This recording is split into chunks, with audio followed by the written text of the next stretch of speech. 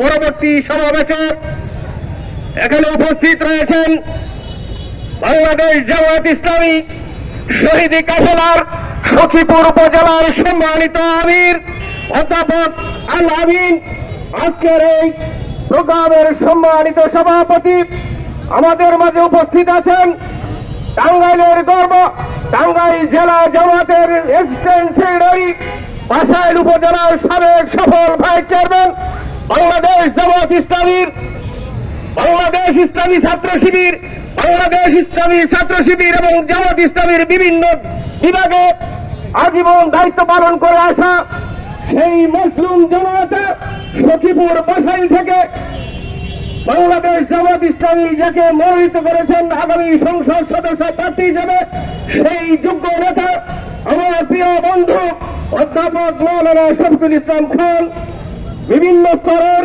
জামায়াতের নেতৃবৃন্দ, কর্ম পরিষদ সদস্যবৃন্দ, ইউনিয়ন থেকে আগত পৌরসভার বিভিন্ন নেতৃবৃন্দ, সম্মানিত তৌহিদি জনতা, সখীপুরের তৌহিদি জনতাকে সংগ্রামী সালাম জানাচ্ছি। আসসালামু আলাইকুম ওয়া রাহমাতুল্লাহ।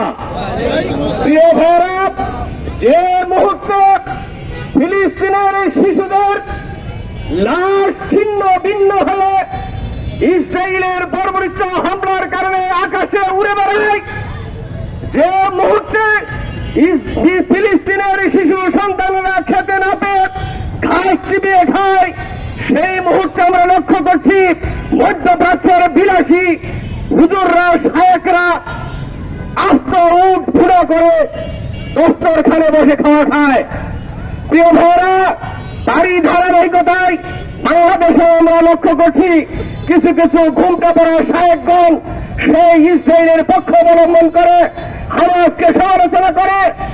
আমরা বলতে চাই, জিহাদের সেই ঘোষণা থেকে আপনারা যদি মনসুখ করে দিতে চান তাহলে চলবে না, কারণ আমাদের নবী সৈয়দুল মুরসালিন বলে গেছেন জিহাদ চলবে কিয়ামত পর্যন্ত।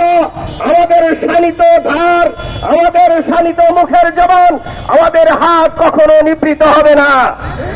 ইসরায়েলকে সতর্ক করে দিতে চাই, তোমরা যে বর্বরিচিত কাজটি করছো এর জন্য তোমাদেরকে মাসুল গুনতে হবে, আরেকটা হিটলারের জন্ম হবে, তোমাদের কবর রচিত হবে এই দুনিয়ার বুকে।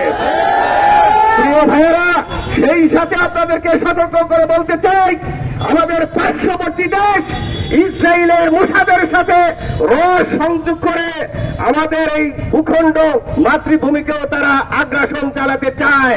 এ ব্যাপারে আমাদেরকে সতর্ক থাকতে হবে, বাংলাকে কখনো ফিলিস্তিন হতে দেব না।